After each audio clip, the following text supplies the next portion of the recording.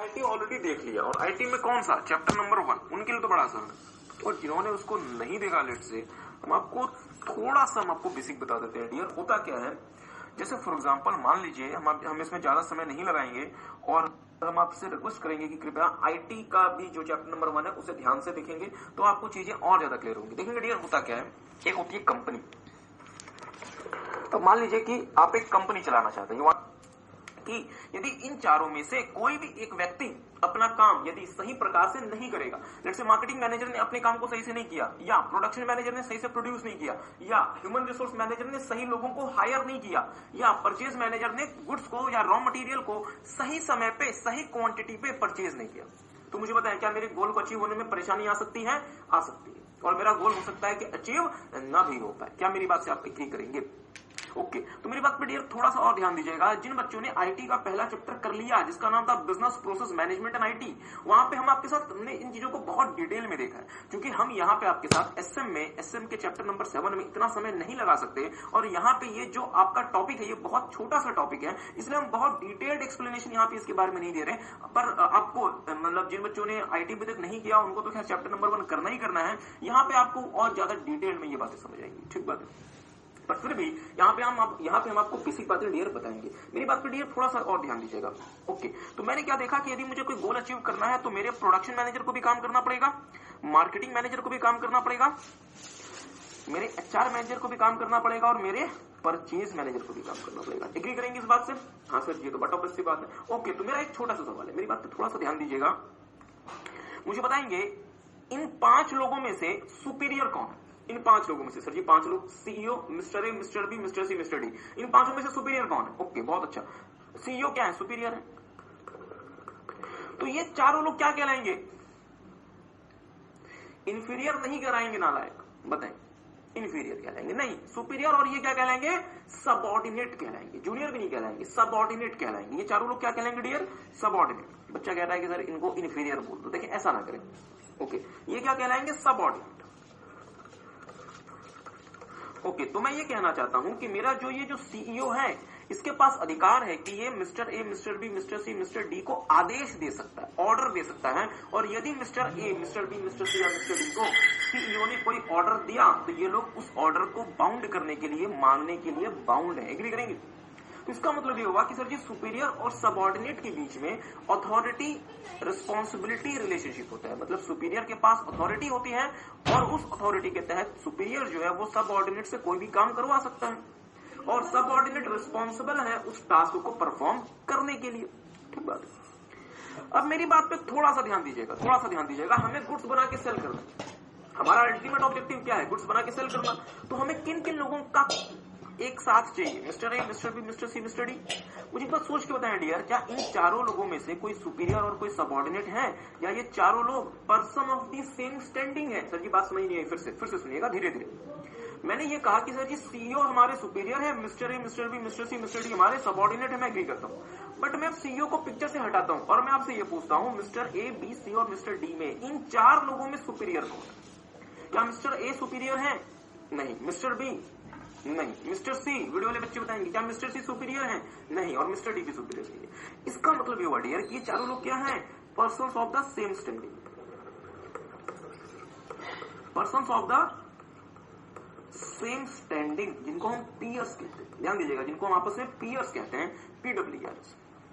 और ये चूंकि ये चारों लोग dear persons of the same standing है, इसकी वजह से इन चारों लोगों में ये कोई बाउंडेशन नहीं है कि मिस्टर ए मिस्टर बी को ऑर्डर दे सकता है, और यदि मिस्टर ए ने मिस्टर बी को ऑर्डर दे भी दिया तो मिस्टर बी उस ऑर्डर का पालन करेंगे। इसके लिए मिस्टर बी बाउंड नहीं है, मिस्टर बी बाउंड नहीं है। क्या मेरी बात किसी को समझ आ रही है? ठीक बात है। तो डियर परेशानी क्या होगी पता है आपको? सर जी क्या, अगर आपको कोई ऑर्डर दे दे आपका बॉस, तो आपके पास तो कोई ऑप्शन नहीं है, आपको उस ऑर्डर को मानना पड़ेगा। बट अगर आप persons of the same standing की बात करते हैं तो यहाँ पे परेशानी ये होती है कि चूंकि यहाँ पे कोई सुपीरियर और कोई सबऑर्डिनेट नहीं है और ये चारों लोग एक ही लेवल के व्यक्ति हैं, तो यहाँ पे डियर सबसे बड़ी परेशानी क्या होती है कि यहाँ पे कोऑर्डिनेशन, कम्युनिकेशन और कोलैबोरेशन में इशू आता है। सर जी क्या अजीब सी बातें हैं, बिल्कुल परेशान नहीं होना। यहाँ पे इन चारों लोगों को आपस में कोऑर्डिनेट करने में परेशानी होगी। रीजन क्या है? ये चारों लोग क्या सोचेंगे कि सर जी हम persons of the same standing है, तो किसी भी टास्क के लिए मैं क्यों इनिशिएट करूं। मतलब मिस्टर ए सोचेंगे कि मैं पहले क्यों स्टेप लूं, मिस्टर बी भी तो मेरे पास आ सकते हैं, मिस्टर सी भी तो मेरे पास आ सकते हैं, मैं ही उनके पास क्यों जाऊं। क्या मेरी बात आप समझ पाए? इसका मतलब यहाँ पे ये लोग कोऑर्डिनेट करने में इन्हें परेशानी आएगी, इन्हें कम्युनिकेट करने में परेशानी आएगी और इन्हें आपस में मिलकर काम करने में, आपस में कोलैबोरेट करने में परेशानी आएगी। ठीक बात है। और होगा क्या डियर कि इन चारों के बीच में एक अदृश्य वॉल बनी हुई है, एक अदृश्य बाउंड्री बनी हुई है जो साइकोलॉजिकल वॉल या फिर साइकोलॉजिकल बाउंड्री कहलाएगी। तो मेरी बात पे थोड़ा सा ध्यान दीजिएगा, हम ज्यादा आपका समय नहीं लेते यहाँ पे। तो मैंने क्या देखा, लेट्स से ये मेरे मार्केटिंग मैनेजर हैं, ये मेरे परचेज मैनेजर हैं, ये मेरे प्रोडक्शन मैनेजर हैं और ये मेरे एचआर मैनेजर हैं। और इन चारों लोगों के बीच में एक इनविजिबल, एक साइकोलॉजिकल बाउंड्री बनी हुई है, जो बाउंड्री इनको आपस में न तो कम्युनिकेट करने देती है, न सही प्रकार से कोऑर्डिनेट करने देती है और न ही सही प्रकार से कोलैबोरेट करने देती है। रीजन क्या है? ये चारों लोग क्या है? Persons of the same standing, और ये सोचते हैं किसी भी टास्क के लिए हम क्यों इनिशिएटिव ले, सामने वाली पार्टी भी तो हमारे पास आ सकती है। क्या मेरी बात आप समझ पाए? पर डियर, आपने इतना मेरे साथ एसएम पढ़ लिया, मुझे बताएंगे क्या आप ऐसे ऑर्गेनाइजेशन में काम कर पाएंगे, आप ऐसे ऑर्गेनाइजेशन से मार्केट को डील कर पाएंगे जहां के मैनेजर्स, जहां के फंक्शनल मैनेजर्स, और ये चारों लोग क्या आपको पता है डियर? क्या फंक्शनल मैनेजर्स? जी फंक्शनल मैनेजर्स। क्यों फंक्शनल मैनेजर्स? क्योंकि ये कंपनी के किसी एक फंक्शन को मैनेज करने का काम करते हैं, कंपनी के किसी एक फंक्शन को मैनेज करने का काम करते हैं, जैसे production function, marketing function, HR function, purchase function. ठीक बात है। तो ये चारों लोग क्या है? Functional managers. तो क्या मुझे सोच के बताएं, मैं क्या एक ऐसी कंपनी को के थ्रू एनवायरनमेंट को डील कर सकता हूं? मैं क्या ऐसी कंपनी के थ्रू एनवायरनमेंट को डील कर सकता हूं जहां मेरे खुद के मैनेजर्स आपस में कम्युनिकेट, कोलैबोरेट और कोऑर्डिनेट ना कर पाए? नहीं सर जी, मैं डील नहीं कर सकता। आपने स्ट्रेटेजिक मैनेजमेंट के प्रीवियस चैप्टर्स में देखा है कि जिस तरीके से एनवायरनमेंट हमारा अनसर्टन होता जा रहा है, जितनी तेजी से एनवायरनमेंट में परिवर्तन आ रहे हैं, इसके लिए बड़ी कंपनी के लिए भी बहुत ज्यादा जरूरी है कि वो उन परिवर्तनों को क्या करे? रिस्पॉन्ड करे। और उस रिस्पॉन्ड को करने के लिए डियर, क्या हम एक ऐसे सिचुएशन में काम कर सकते हैं जहां हमारे जो मैनेजर्स हैं, इनके बीच में एक बाउंड्री बनी हुई, इनके बीच में एक साइकोलॉजिकल वॉल बनी हुई है? क्या मैं ऐसे सिचुएशन में काम कर सकता हूं? नहीं काम कर सकता। तो मेरी बात पे थोड़ा सा ध्यान दीजिएगा। तो ये जो मैकेनिज्म था जहां पे हमारे जो फंक्शनल मैनेजर्स हैं वो सिर्फ और सिर्फ अपने फंक्शन में ध्यान देते हैं कि सर जी मार्केटिंग मैनेजर सिर्फ अपने काम पे ध्यान देगा, परचेज मैनेजर सिर्फ अपने काम पे ध्यान देगा, प्रोडक्शन मैनेजर सिर्फ अपने काम पे ध्यान देगा, ह्यूमन रिसोर्स मैनेजर सिर्फ अपने काम पे ध्यान देगा। मतलब हर एक व्यक्ति सिर्फ अपने टास्क पे ध्यान देगा। पर यदि मुझे कोई गोल अचीव करना है तो मुझे क्या इंडिविजुअल फंक्शन से मेरा काम हो जाएगा या मुझे बहुत सारे फंक्शंस का आपस में योगदान चाहिए? मैं फिर से बोलता हूं, यदि मुझे कोई टास्क अचीव करना है तो क्या इंडिविजुअल फंक्शंस को सही प्रकार से परफॉर्म करने से ही मेरा काम चल जाएगा या मुझे बहुत सारे या अलग अलग फंक्शंस का आपस में योगदान चाहिए? हो सकता है सर जी, हो सकता है। जैसे अगर मुझे गुड्स बना के सेल करना है तो क्या सिर्फ मार्केटिंग मैनेजर अपना काम कर ले, काम हो जाएगा? नहीं सर, मार्केटिंग मैनेजर को भी, परचेज मैनेजर को भी, प्रोडक्शन मैनेजर को भी और ह्यूमन रिसोर्स मैनेजर को भी, मैं तो कहता हूं इसके अलावा फाइनेंस मैनेजर को भी, मैं तो कहता हूं सर जी इसके अलावा रिसर्च एंड डेवलपमेंट मैनेजर को भी। ठीक बात है, इतना ही। इन लोगों को आपस में मिलकर काम करना पड़ेगा, तो ही आप मार्केट में वो प्रोडक्ट सही समय पे, सही मतलब सही प्राइस में, सही जगह पहुंचा सकते हैं। क्या मेरी बात किसी को समझ आ रही है? Are you guys getting? तो क्या ऐसे सिचुएशन में डियर ये पॉसिबल है जहां मेरे जो फंक्शनल मैनेजर्स हैं वो एक दूसरे के साथ कोऑर्डिनेट, कम्युनिकेट और कोलैबोरेट करने को रेडी नहीं है और इन्होंने आपस में एक साइकोलॉजिकल बाउंड्री बनाई है? नहीं सर, यहाँ पे हम ऐसा नहीं कर पाएंगे। हमारी कंपनी को बहुत सारी समस्या को, बहुत सारी परेशानियां मतलब फेस करनी पड़ेगी। क्या मेरी बात समझ पा रहे हैं? ओके, तो अब हमें कैसा स्ट्रक्चर चाहिए था जहां ये बाउंड्रीज दूर हो जाएं, जहां ये दिलों की दूरियां खत्म हो जाएं और जहां पे हम ज्यादा अच्छे तरीके से आपस में कोऑर्डिनेट कर पाएं, कम्युनिकेट कर पाएं और कोलैबोरेट कर पाएं? क्या मेरी बात आप समझ पा रहे हैं? तो डियर ध्यान दीजिएगा, जो हम पहले वाले सिचुएशन में थे, मींस जहां पे हमारे फंक्शनल मैनेजर्स सिर्फ अपने फंक्शन पर ध्यान देते थे, वो एंड टू एंड रिस्पॉन्सिबिलिटी या वो पूरे के पूरे टास्क के लिए रिस्पॉन्सिबल नहीं होते थे, ऐसे सिचुएशन को हम नाम देते हैं फंक्शनल या फिर ट्रेडिशनल स्ट्रक्चर। फंक्शनल या फिर डियर ट्रेडिशनल स्ट्रक्चर। पर क्या इस फंक्शनल या फिर ट्रेडिशनल स्ट्रक्चर से हमारा गुजारा हो पाएगा? नहीं। तो कंपनी फंक्शनल या फिर ट्रेडिशनल स्ट्रक्चर से कहां मूव कर गई? एक ऐसे स्ट्रक्चर की तरफ मूव कर गई डियर जहां पे हमारा स्ट्रक्चर, जहां पे हम अपने सारे के सारे में भी लोग हैं, वो सारे के सारे उस टास्क को पूरा करने के लिए जिम्मेदार। Are you guys getting? और इसके लिए वो बाउंड हो जाएंगे किस चीज के लिए? उन्हें आपस में कोलैबोरेट करना पड़ेगा, कम्युनिकेट करना पड़ेगा और कोऑर्डिनेट करना पड़ेगा। आई होप आपको बात समझ आ रही है? हाँ, यही बात है चैप्टर नंबर 1 ऑफ आईटी में भी, जिन बच्चों ने आईटी से किया हुआ है ऑलरेडी, उन्होंने वहां पे देखी। तो अब सर जी हम आपके साथ इस वाले मुद्दे को फिनिश कर रहे हैं और हम आपके साथ इसे बस हम इसे आगे हम इसे थोड़ा सा कंक्लूड कर रहे हैं। मेरा छोटा सा आपसे सवाल है, तो हमने क्या देखा, मेरी बात पे थोड़ा सा ध्यान दीजिएगा। हमने क्या देखा डियर कि हम पहले किस प्रकार से काम करते थे, फंक्शनल ओरिएंटेड, और फंक्शनल ओरिएंटेड से हम कहां चले गए, प्रोसेस ओरिएंटेड। तो मुझे एक बात सोच के बताएंगे, फंक्शनल से प्रोसेस में चल जाना ही सफिशिएंट है? मैं से पूछता हूँ, फंक्शनल से प्रोसेस में चल जाना ही सफिशिएंट है, या जो आप प्रोसेस ओरिएंटेड में जा चुके हैं इसे और बेहतर बनाना चाहिए? ओके, मेरा फिर से सवाल, फ्लिपकार्ट या अमेजॉन जैसी कंपनी को हमने इस प्रोसेस को और बेहतर बनाने का प्रयास करें। सर ये रीजन क्या है? मेरी बात पर ध्यान दीजिएगा। यदि मैं कहता हूं मैं अमेजॉन इंडिया हूं, बहुत ध्यान से मेरी बात सुनिएगा, यदि आई एम अमेजॉन इंडिया और लेट्स से अमेजॉन इंडिया कहती है कि हमने दुनिया का सबसे बेहतरीन कस्टमर ऑर्डर प्रोसेसिंग मैकेनिज्म बनाया हुआ है, हमने दुनिया का सबसे बेहतरीन कस्टमर ऑर्डर प्रोसेसिंग मैकेनिज्म बनाया हुआ है, एक बात है। और लेट्स से हम बात करते हैं 1 जनवरी 2019 को अमेजॉन इंडिया बोलती है कि सर जी हमने दुनिया का सबसे बेहतरीन कस्टमर ऑर्डर प्रोसेसिंग मैकेनिज्म बनाया हुआ है, और आज इस दिन पूरे दुनिया में कोई भी कंपनी ऐसी नहीं है जिसके पास कस्टमर प्रोसेसिंग मैकेनिज्म हमसे बेहतर होगा। ठीक बात है, मुझे इस बात सोच के बताइएगा। ठीक बात है, क्या अमेजॉन ये दावा 1 जनवरी 2021 को भी कर सकती है कि जो प्रोसेस मैकेनिज्म, जो कस्टमर ऑर्डर प्रोसेसिंग इसने 1 जनवरी 2019 को बनाया था, क्या वो 1 जनवरी 2021 को भी दुनिया का नहीं करेंगे? हम सिर्फ आपको ये कहना चाहते हैं कि यदि मैंने आज अपने स्ट्रक्चर को प्रोसेस का बना लिया, तो इस बात की गारंटी नहीं है कि 2 साल के बाद भी वो दुनिया का नंबर 1 सिस्टम रहेगा। इसलिए मुझे सिर्फ और सिर्फ फंक्शन से प्रोसेस की तरफ जाना ही नहीं है, मुझे इस प्रोसेस को और क्या करते रहना है, और इंप्रूव करते रहना। क्या मेरी बात आप समझ पाए?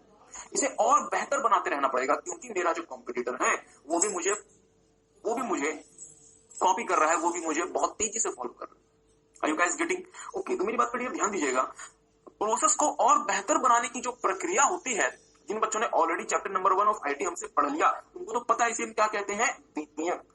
और जिन्होंने अभी तक नहीं पढ़ा, जो थोड़ी देर बाद पढ़ेंगे, वो समझ लें कि प्रोसेस को और ज्यादा बेहतर बनाने की जो प्रक्रिया होती है डियर, वो कहलाती है बिजनेस प्रोसेस मैनेजमेंट। वो क्या कहलाती है?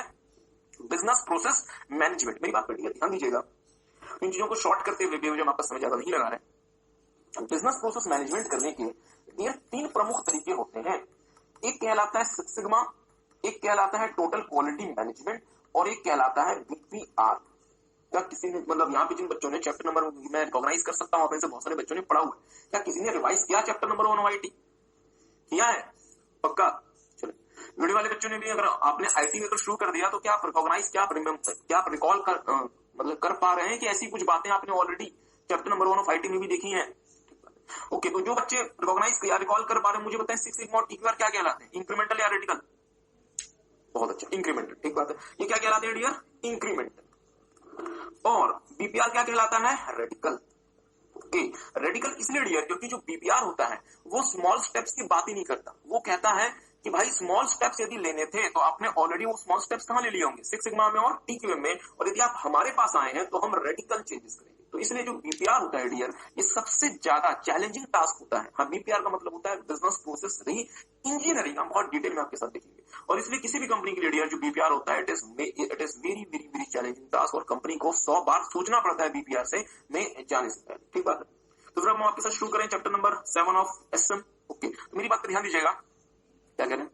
ओके, इसके पहले क्या हो रहा था? इसके पहले डियर हम आपको एक इंट्रोडक्शन, एक बेस बता रहे थे बेसिकली। तो मेरे साथ साथ देखने का प्रयास कीजिएगा, business process and business process री इंजीनियरिंग। और बिजनेस प्रोसेस री इंजीनियरिंग क्या कहलाता है? शॉर्ट में बीपीआर। तो मेरे साथ साथ देखेंगे। Business process constitutes a set of activities that are performed in coordination to realize some business objective or goal। तो मतलब बिजनेस प्रोसेस क्या होते हैं? सेट ऑफ एक्टिविटीज, मतलब बहुत सारी एक्टिविटीज का एक समूह, एक सेट। बिजनेस प्रोसेस क्या होते हैं? बहुत सारी एक्टिविटीज का एक समूह, जिसको कोऑर्डिनेशन में परफॉर्म किया जाता है, जिनको एक साथ परफॉर्म किया जाता है, ताकि कोई बिजनेस गोल या बिजनेस ऑब्जेक्टिव रियलाइज हो सके। जैसे याद करें, हमें गुड्स बना के सेल करना है, तो हमने वहां पे आपको 4 एक्टिविटीज दिखाई दी। शायद एक बार देख लें, हमने वहां पे आपको डियर 4 एक्टिविटीज दिखाई दी। क्या क्या हमने कहा था? सबसे पहले मार्केटिंग मैनेजर डिमांड असेस करेगा, दूसरा, मार्केटिंग मैनेजर डिमांड की जानकारी प्रोडक्शन मैनेजर को देगा और प्रोडक्शन मैनेजर इस बात की जानकारी परचेज और एचआर मैनेजर को देगा और एचआर मैनेजर और purchase manager accordingly necessary raw material और जो भी हमें लेबर की रिक्वायरमेंट उसे अरेंज करेंगे और जब गुड्स हमारे बन के रेडी हो जाएंगे तो मार्केटिंग मैनेजर इन गुड्स को मार्केट में सेल करने के प्रबंध करेगा, मैनेजमेंट करेगा। एग्री करते हैं? अगर मैं इतना कुछ कर लेता हूं तो ही मैं जाके कह सकता हूं कि हमने गुड्स बना के मार्केट में सेल कर दिया। You guys get it? मेरी बात किसी को समझ आई तो मुझे सोच के बताएंगे ये क्या है, ये क्या है, ये चारों चीजें क्या है, सेट ऑफ एक्टिविटीज, और इन्हें आपको कैसे करना पड़ेगा कोऑर्डिनेशन में एक साथ। अगर आप इन्हें एक साथ कर लेते हैं तो क्या होगा, तो आप एक बिजनेस ऑब्जेक्टिव या बिजनेस गोल आप रियलाइज कर लेंगे, अचीव कर लेंगे। आई होप आपको बात समझ आई। तो मेरा बिजनेस प्रोसेस क्या होता है? बिजनेस प्रोसेस होता है सर जी जहां पे सेट ऑफ एक्टिविटीज इन्वॉल्व होती हैं जिनको हम कोऑर्डिनेशन में परफॉर्म करते हैं। ध्यान दीजिएगा, जिनको हम कोऑर्डिनेशन में परफॉर्म करते हैं ताकि हम कोई बिजनेस ऑब्जेक्टिव या बिजनेस गोल अचीव कर सके। बट पर डियर इसका मतलब ये थोड़ा सा हुआ कि जब हम फंक्शन बेस्ड सिस्टम में थे तो हम काम नहीं करते थे, हम तब भी काम करते थे। पर हो सकता है वहां पे जो हम काम करें उस काम के बीच में अलग अलग डिपार्टमेंट्स के बीच में इतना ज्यादा कोऑर्डिनेशन ना हो, इतना ज्यादा कोऑर्डिनेशन ना हो, और इस कोऑर्डिनेशन को इंश्योर करने के लिए हमने इसे क्या बना दिया, प्रोसेस बना दिया। आई होप आपको बात समझ आई। देखिएगा, business process constitutes a set of activities that are performed in coordination to realize some business objective और गोल, जिसकी मदद से मैं कोई बिजनेस ऑब्जेक्टिव और बिजनेस का गोल अचीव कर सकता हूं। आई होप आपको बात समझ आ रही है। ओके, आगे देखिएगा। तो डियर, जैसा कि हमने आपको पहले बताया कि जो हमारे कि सिर्फ और सिर्फ कंपनी के लिए इतना सफिशिएंट नहीं होता कि फंक्शन से प्रोसेस की तरफ चली जाए, उस प्रोसेस को और बेहतर बनाना पड़ता है। मेरी बात पर डियर थोड़ा सा ध्यान दीजिएगा, मेरी बात पर थोड़ा सा ध्यान दीजिएगा। चले, अब चूंकि वो समय आ गया तो हम आपके साथ इन चीजों को थोड़ा सा नहीं मतलब डिस्कशन को आगे लेके जाए। तो जैसा कि आपने हमें बताया कि सर जी एक होता है सिक्स सिग्मा, एक होता है टीक्यूएम, एक होता है बीपीआर। और जैसा कि हमने आपको बताया कि बीपीआर जो होता है वो रेडिकल होता है। तो ये भी आप ही ने बताया था। चले, जैसा कि आपने बताया था कि बीपीआर रेडिकल होता है, ठीक बात है। मेरी बात पर थोड़ा सा ध्यान दीजिएगा, मेरी बात पे थोड़ा सा ध्यान दीजिएगा। लेट्स से मैं यहां खड़ा और यदि मैं इस तरीके से आगे प्रोसीड करता हूं, इस तरीके से, तो ये कहलाएगा इंक्रीमेंटल। ये क्या कहलाएगा? इंक्रीमेंटल। मतलब स्टेप बाय स्टेप, छोटे छोटे स्टेप्स को लेना और धीरे धीरे से ही ग्रोथ की तरफ जाना, बेहतरी की तरफ जाना, ज्यादा अच्छे से काम को परफॉर्म करना। So it would be known as incremental. पर मेरी बात पे डियर थोड़ा सा ध्यान दीजिएगा। बहुत बार क्या होता है, बहुत बार ये होता है कि हालात ऐसे कंपनी के सामने खड़े हो जाते हैं, इस तरीके की सिचुएशन में कंपनी फंस जाती है जहां इंक्रीमेंटल स्टेप से बात नहीं बनती। वहां पे आपको कुछ रेडिकल करना पड़ता है, वहां पे आपको कुछ रेडिकल करना पड़ता है। अगर आपको अपने बिजनेस को बचाना है, अगर आपको अपने बिजनेस को सर्वाइव करना है, तो आपको कुछ मेजर करना पड़ेगा, कोई बहुत बड़ा चेंज लेकर आना पड़ेगा, कुछ बहुत ज्यादा रेडिकल स्टेप लेना पड़ेगा। क्या मेरी बात किसी को समझ गई? Are you guys getting? मेरी बात पे थोड़ा सा ध्यान दीजिएगा, मेरी बात पे थोड़ा सा ध्यान दीजिएगा। हमारे देश में नोटबंदी हुई थी, याद होगा आप सबको। ओके, हो सकता है आप में से बहुत सारे बच्चे इसे एक अच्छा इकोनॉमिक स्टेप नहीं मानते हो। मैं नोटबंदी को मैं खुद भी कोई बहुत अच्छा इकोनॉमिक स्टेप नहीं मानता। और सरकार ने नोटबंदी क्यों नहीं की, इसमें आपके अलग अलग ओपिनियन हो सकते हैं और आप हो सकता है कुछ बच्चे इससे सहमत भी होंगे कि नहीं सर जी मतलब सरकार ने बहुत सही किया, और हो सकता है कुछ बच्चे और हो सकता है आप में से कुछ बच्चे इससे असहमत भी होंगे कि नहीं सर जी नोटबंदी एक गलत स्टेप था। हम इस वाले मतलब डिस्कशन में नहीं जा रहे कि आप इससे सहमत हैं, आप इससे सहमत नहीं है। हम तो सिर्फ आपको ये कह रहे हैं कि सरकार ने लॉजिक क्या दिया था। सरकार ने कहा था कि हमारी इकोनॉमी में एक पैरेलल ब्लैक इकोनॉमी चलती है। मतलब हमारी इकोनॉमी जो व्हाइट इकोनॉमी है वो करीबन $2.25 ट्रिलियन की है, और हमारे देश में एक ब्लैक इकोनॉमी है जो भी करीबन $2.25 ट्रिलियन की, और दोनों इकोनॉमी पैरेलल चलती है, मींस व्हाइट इकोनॉमी भी और ब्लैक इकोनॉमी भी। और ब्लैक इकोनॉमी की वजह से हमारे देश को बहुत ज्यादा इकोनॉमिक लॉस हो रहा है, जो कि सरकार ने लॉजिक दिया। लोगों के पास बहुत ज्यादा अनअकाउंटेड मनी आ सकता है कि हम उस ब्लैक इकोनॉमी को खत्म कर मनी को खत्म करने के लिए नहीं, ठीक बात है। इसलिए कंपनीज पहले क्या चाहती हैं कि उनका काम इंक्रीमेंटल स्टेप से हो जाए, उनका काम सिक्स सिग्मा और टीक्यूएम से हो जाए। बट डियर, परंतु रियल लाइफ सिचुएशन में डियर हो सकता है कि आपकी कंपनी एक ऐसे सिचुएशन में फंस जाए, एक ऐसे हालात में फंस जाए जहां आपका काम सिक्स सिग्मा या टीक्यूएम से नहीं बनेगा और आपको अल्टीमेटली कहां जाना पड़ेगा, बीपीआर के पास। आप ये सोचने पे हो सकता है कि आपकी कंपनी मजबूर हो जाए कि सर जी हमें बिजनेस सामने हमें दिखता है, बिजनेस हमें बंद ही करना पड़ेगा, दूसरा कोई हमारे पास चारा नहीं है। बट एक काम करो, एक बार एक मेजर चेंज करके देख लो, एक बार बिजनेस प्रोसेस री इंजीनियरिंग करके देख लो, क्या पता बिजनेस हमारा दोबारा से पटरी पे आ जाए, ट्रैक पे आ जाए। आई होप आपको बात समझ आ रही है। तो हम क्या कहना चाहते हैं कि यदि डियर आपने बीपीआर को सही तरीके से इंप्लीमेंट कर दिया तो बीपीआर जो है वो आपको सीधा कुछ ऐसा रिजल्ट देगा। मतलब इतना बड़ा चेंज बीपीआर आपको करा। क्या मेरी बात किसी को समझ आई? ओके, तो मेरी बात पर डियर ध्यान दीजिएगा। अगर कोई चेंज होता है, अगर आपको कुछ अगर आपको कोई सिचुएशन इंप्रूव करनी, अगर आपको चीजें इंप्रूव करनी है, तो क्या कुछ चेंज करना पड़ेगा या जैसा जो चलता आ रहा है वैसा ही चलता रहे तो चीजें बेहतर होंगी? इसका रीजन आइडेंटिफाई करने का प्रयास किया कि व्हाई सो। तो आपको पता चला कि हमारे पास 8 घंटे हमारे पास समय होते हैं, we have 8 hours to study. उस 8 घंटे में 4 घंटे सर जी हमारे पबजी में निकल जाते, जरूरी है पबजी, 2 घंटे हमारे फेसबुक और व्हाट्सएप पे निकल जाते हैं, और 2 घंटे हम यूट्यूब पे अननेसेसरली वीडियोस देखते रहते हैं, अननेसेसरली हमारे पास बच्चे। तो बताएं भाई, इंटर पे ध्यान दो ना, अकाउंट्स पूरा का पूरा रिवाइज कैसे कर जाते हैं? तो मुझे ओके एनी हाउ नहीं देखेंगे कोई इससे मतलब मैं किसी को समय पर रिवीजन कंप्लीट करनी है। इंसानी दिमाग या इंसानी मन चेंज को इतनी आसानी से स्वीकार करता है नहीं। इंसान में ईश्वर ने खूबी डाली हुई है कि जब भी कोई चेंज आता है हम उस चेंज को रेजिस्ट करते हैं, हम उस चेंज को रोकने का प्रयास करते हैं, बिकॉज वी थिंक कि जो चेंज आ रहा है इससे हमें कोई नुकसान हो। ठीक बात है। और ह्यूमंस बीइंग ह्यूमंस हम क्या करते हैं? उस चेंज को रोकने का प्रयास करते हैं, रेजिस्ट करते हैं। तो मेरी बात पर ध्यान दीजिएगा, बीपीआर करने के लिए मुझे छोटा मोटा चेंज करना पड़ेगा या बहुत बड़े पैमाने पे चेंज करना पड़ेगा? सर जी बहुत बड़े पैमाने पे चेंज करना पड़ेगा, और जितने बड़े पैमाने पे मैं चेंज करूंगा उतना ही ज्यादा रेजिस्टेंस आएगा। क्या मेरी बात आप समझ?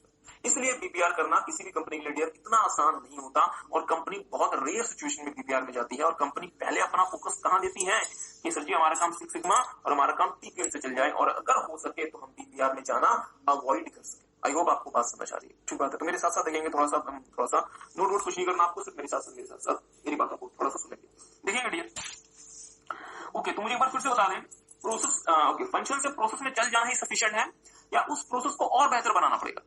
उस प्रोसेस को और बेहतर बनाना पड़ेगा, और उस प्रोसेस को और बेहतर बनाने के लिए हम सिक्स सिग्मा अप्लाई कर सकते हैं, हम टीक्यूएम अप्लाई कर सकते हैं, और हम बीपीआर अप्लाई कर सकते हैं। तो अब हम यहाँ पे आपके साथ बीपीआर से शुरू कर रहे हैं, क्योंकि इंस्टीट्यूट ने जो स्टडी मटेरियल दिया है इंस्टीट्यूट ने मतलब बीपीआर से शुरू किया, तो हमने कहा चलिए हमें भी कोई फर्क नहीं पड़ता, हम भी आपके साथ बीपीआर से शुरू कर लेते हैं। ठीक बात। मेरे साथ साथ देखिएगा, under what circumstances this process needs री इंजीनियरिंग, मतलब क्या ऐसे हालात हो सकते हैं कि कंपनी को री इंजीनियरिंग की तरफ जाना पड़ सकता है? मतलब सर जी हमें बीपीआर की तरफ जाना पड़े, ऐसे क्या हालात हो सकते हैं? तो इंस्टीट्यूट ने क्या है ओके मेरी बात पर ध्यान दीजिएगा। Sometimes organization feels that their business process needs to be re-engineered due to the following circumstances। मतलब इन वजहों से आपको हो सकता है कि लगे कि हमें अपने बिजनेस प्रोसेस को री इंजीनियर कर लेना चाहिए। क्या process might have been developed by functional units over a period of time and may be subject to many unplanned decisions in these situations process needs re-engineering। ध्यान दीजिएगा, हम फंक्शन से प्रोसेस की तरफ जाएंगे और उस प्रोसेस को री इंजीनियर करेंगे। तो हमने क्या देखा कि सर जी हमारी कंपनी में जो प्रोसेस को बनाया गया है वो फंक्शनल यूनिट्स द्वारा बनाया गया है बहुत समय पहले, over a period of time, बहुत समय पहले ये प्रोसेस बना था, और इस प्रोसेस के लिए इन्होंने बहुत सारे अनप्लान्ड डिसीजंस लिए, और इन सारी चीजों को स्ट्रीमलाइन करने के लिए, इफेक्टिव बनाने के लिए सबसे अच्छा क्या है कि इसे दोबारा से री इंजीनियर कर दिया जाए, इससे हमें बेहतर रिजल्ट मिलेगा। आपको छोटा सा एग्जाम्पल देते हैं। जीएसटी के पहले डियर एक टैक्स हुआ करता था जिसका नाम था सर्विस टैक्स, और आपको जान के हैरानी होगी कि सर्विस टैक्स का अपना एक्ट ही नहीं था, वो फाइनेंस एक्ट 1994 के बेसिस पे चलता, एविएशन के बेसिस पे चलता था, और ओवर द पीरियड इतने सारे नोटिफिकेशंस सरकार ने सर्विस टैक्स में इशू कर दिए कि सर्विस टैक्स एक सबसे ज्यादा तेजी से ग्रो कर रही थी, और भारत में सर्विसेज को इफेक्ट को फंक्शनल यूनिट्स ने डेवलप किए हैं बहुत समय पहले, और उनमें उन्होंने बहुत सारे अनप्लान्ड डिसीजंस लिए हुए, मतलब बिना प्रॉपर तरीके से कंसिडर करके उन्होंने उस प्रोसेस में बहुत सारे डिसीजंस लिए हुए हैं, जिसकी वजह से वो प्रोसेस अजीब सा बन गया। और सबसे अच्छा क्या है कि हमें उसे री इंजीनियर कर देना चाहिए। In such situation process needs reengineering. ठीक बात है। दूसरा देखेंगे, business process in an organization extending over several departments may be quite lengthy, time consuming, costly and inefficient. In such case organization may need to re-engineer the process। जैसे for example मैंने आपको कहा था कि सर जी हमें कुछ बना के सेल करना है, उसमें हमें बहुत सारे डिपार्टमेंट्स को इन्वॉल्व करना पड़ सकता है, किसी परचेज को भी, प्रोडक्शन को भी, मार्केटिंग को भी, एचआर को भी, there may be lot of different departments, और इसकी वजह से हो सकता है कि हमारी जो बिजनेस प्रोसेस है वो बहुत ज्यादा लेंथी हो जाए, टाइम जिसमें बहुत ज्यादा समय लगने लगे, बहुत ज्यादा कॉस्ट आने लगे, और बहुत वो हो सकता है इसकी वजह से वो इनएफिशिएंट हो जाए। तो इससे अच्छा क्या है कि आप उस प्रोसेस को री इंजीनियर कर दें ताकि आप उसे और बेहतर तरीके से रन कर सकें। ठीक बात है। तो मेरी बात पर थोड़ा सा ध्यान दीजिएगा। पहला क्या रीजन हो सकता है प्रोसेस को री इंजीनियर करने का कि सर जी जो हमारे प्रोसेस है वो फंक्शनल यूनिट्स ने डेवलप किए थे बहुत समय पहले, और उनमें बहुत सारे अनप्लान्ड डिसीजंस लिए गए हैं, इसलिए इससे अच्छा क्या है कि प्रोसेस को री इंजीनियर कर दो। दूसरा कि जो हमारे प्रोसेस है वो बहुत सारे डिपार्टमेंट्स में एक्सटेंडेड है, जिसमें बहुत ज्यादा समय लगता है, बहुत ज्यादा वो मतलब उसमें कॉस्ट कंज्यूम होती है, और बहुत ज्यादा वो इनएफिशिएंट है। इससे अच्छा क्या है कि प्रोसेस को री इंजीनियर कर दो ताकि उनकी एफिशिएंसी बढ़ाई जा सके। तीसरा देखेंगे, Okay, there may be possibilities that individual departments focuses on optimizing their own performance only, which may result in suboptimal performance for the organization as a whole. In such situation, re-engineering may be required. जैसे कि हमने आपको कहा था dear कि पहले क्या होता था फंक्शन बेसिस पे, तो फंक्शन बेसिस पे कंपनी का जो मैनेजर होता था वो सिर्फ अपने काम पे फोकस करता था। एग्री करते हैं, हमने प्रोसेस तो बना दिया और हमें ये लगा कि प्रोसेस बना के ये लोग मिलकर काम करेंगे, बट ऐसा नहीं हुआ। प्रोसेस बनाने के बावजूद हमने क्या देखा कि वो सिर्फ अपने काम पे ध्यान देते हैं और उनको कंपनी ऐसा होल से कोई मतलब नहीं। मतलब हमारा जो प्रोसेस है वो प्रोसेस कैसा है, वीक है। इससे अच्छा क्या है कि इस प्रोसेस को री इंजीनियर कर दिया जाए ताकि वो लोग कंपनी एज अ होल के बारे में सोचे। चौथा देखिएगा, process may needs to change to take advantage of emerging technologies like a process were developed before IT revolution they may require re-engineering। जैसे फॉर एग्जांपल आपने कोई प्रोसेस डेवलप किया होगा आईटी के आने से पहले, तो आपको उस प्रोसेस को क्या करना पड़ेगा, री इंजीनियर करना पड़ेगा ताकि आप आईटी का बेहतर तरीके से इस्तेमाल करके उस प्रोसेस को ज्यादा इफेक्टिव तरीके से परफॉर्म कर पाए। जैसे फॉर एग्जांपल मेरी बात पे ध्यान दीजिएगा डियर, हमारे देश में तो बैंकिंग पिछले 100 सालों से चल रही है, तो क्या पिछले 100 सालों से ही बैंकिंग कंप्यूटर के थ्रू हो रही है? नहीं सर जी, पहले बैंकिंग मैनुअली होती थी।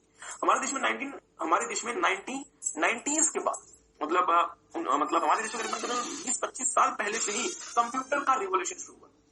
तो इसलिए इस बात को ध्यान में रखते हुए बहुत सारी कंपनीज को जिन्होंने ऑलरेडी प्रोसेस स्ट्रक्चर अपना लिया था, अपने आप को क्या करना पड़ा होगा, री इंजीनियर करना पड़ा होगा। रीजन क्या है सर जी, हमारे पास नई टेक्नोलॉजीज एमर्ज हो गई हैं और उन टेक्नोलॉजीज को सही प्रकार से इस्तेमाल करने के लिए और यूज करने के लिए आपको अपने प्रोसेस को री इंजीनियर करना पड़ सकता है। तो ध्यान से देखेंगे, प्रोसेसेस में also need to change to take advantages of emerging technologies like process were developed before IT revolution they may require री इंजीनियरिंग। तो आईटी के यदि पहले आपने कोई प्रोसेस बनवाया था तो आपको उसे री इंजीनियर करना पड़ सकता है। ओके, और finally organizations on decline may have to redesign their process for its business turn around. तो आप आई होप आप बच्चों को टर्न अराउंड का मतलब पता है। टर्न अराउंड क्या होता था हमारा, रिट्रेसमेंट स्ट्रेटेजी। ठीक बात है। तो अब मेरी बात पे ध्यान दीजिएगा, यदि आपका प्रोसेस बहुत सही काम कर रहा है बहुत अच्छी बात है। अगर मेरा प्रोसेस बहुत अच्छे से काम कर रहा है तो फिर मेरा बिजनेस डिक्लाइन में क्यों जा रहा है? यदि मेरा बिजनेस डिक्लाइन में जा रहा है तो इसका मतलब क्या हुआ, यदि मेरा बिजनेस डिक्लाइन में जा रहा है इसका मतलब क्या हुआ कि मेरा प्रोसेस सही प्रकार से काम नहीं कर रहा। तो अगर आपका प्रोसेस सही प्रकार से काम नहीं कर रहा तो इसके लिए आपको इसे क्या करना चाहिए, री इंजीनियर करना चाहिए। तो मेरी बात पर थोड़ा सा ध्यान दीजिएगा, किन किन सिचुएशंस में हमें प्रोसेस को री इंजीनियर करना पड़ सकता है। 5 हमारे पॉइंट्स हैं, 7 नंबर का एग्जाम में क्वेश्चन आ गया था। एग्जाम में क्वेश्चन था कि बताएं बिजनेस प्रोसेस क्या होता है और किन सिचुएशंस में प्रोसेस को री इंजीनियर करना पड़ सकता है। तो इतना आसान क्वेश्चन 7 नंबर का अगर आ जाए तो इससे ज्यादा और अच्छा हमारे लिए क्या होगा, ध्यान दीजिएगा। तो मेरे 5 पॉइंट्स क्या क्या बने, 2 पॉइंट तो बड़े सिंपल। ऑर्गेनाइजेशन जो कि कहां है, डिक्लाइन फेज में, उनको अपने प्रोसेस को री इंजीनियर करना पड़ सकता है ताकि वो अपने बिजनेस का टर्न अराउंड कर सके। ठीक बात है। दूसरा, हमने प्रोसेस को डेवलप किया था बिफोर आईटी रिवॉल्यूशन और इमर्जिंग टेक्नोलॉजीज के लिए हमें अपने प्रोसेस को री इंजीनियर करना पड़ सकता है ताकि हम बेहतर तरीके से काम कर सके। ठीक बात। तीसरा, प्रोसेस जो है वो बहुत सारे डिपार्टमेंट्स में एक्सटेंड होता है जिसकी वजह से मेरा प्रोसेस लेंथी हो गया, टाइम कंज्यूमिंग हो गया, कॉस्टली हो गया और इनएफिशिएंट हो गया। इसे बेहतर बनाने के लिए हमें उसे री इंजीनियर करना पड़ सकता है। ठीक बात है। चौथा, हमारे कंपनी के जो फंक्शनल मैनेजर्स हैं वो सिर्फ और सिर्फ अपने फंक्शन में परफॉर्म में ध्यान देते हैं, अपने टास्क में ध्यान देते हैं और उनको ऑर्गेनाइजेशन से होकर कोई मतलब नहीं है। तो ऐसे हालात में हमें अपने प्रोसेस को री इंजीनियर करना पड़ सकता है ताकि वो सिर्फ अपने काम पे ना ध्यान दें, पूरी की पूरी कंपनी में ध्यान दें। और पांचवा, प्रोसेस जब आपने डेवलप किया था तो बहुत समय पहले आपने अपने प्रोसेस को डेवलप किया था बाय दी फंक्शनल यूनिट्स और इसके बाद क्या हुआ, बहुत सारे अनप्लान्ड डिसीजंस आपने उस प्रोसेस में ले लिए। तो अगर आप इसे बेहतर बनाना चाहते हैं तो आपको उसे री इंजीनियर करना पड़ सकता है। आई होप आपको बात समझ आई। ठीक बात है। सो टेक सम टाइम, एक बार इसे देख ले, टेक सम टाइम, एक बार इसे देख ले, फिर हम आपके साथ आगे मूव करेंगे।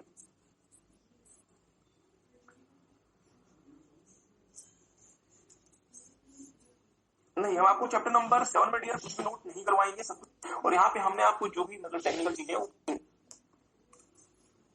बिजनेस प्रोसेस री इंजीनियरिंग क्या होता है इसके पहले तक डियर हमने सिर्फ आपके साथ ये देखा कि हमें अपने प्रोसेस को क्यों री इंजीनियर करना पड़ सकता है। तो आपने 5 रीजंस देखे थे अपने प्रोसेस को री इंजीनियर करने के। ठीक बात है। अब हम समझते हैं बीपीआर क्या होता है। ध्यान दीजिएगा, द री engineering of the business process is achieved through business process री इंजीनियरिंग। अगर आपको अपने प्रोसेस को री इंजीनियर करना है तो आपको कौन सा मैकेनिज्म अडॉप्ट करना पड़ेगा, बिजनेस प्रोसेस री इंजीनियरिंग। मेरी बात पर डियर बहुत ज्यादा ध्यान दीजिएगा। अपने प्रोसेस को और बेहतर बनाने के लिए हम 6 सिग्मा और टीकविम भी यूज कर सकते हैं, बट 6 सिग्मा और टीकविम से मेरे बिजनेस प्रोसेस की री इंजीनियरिंग नहीं होगी।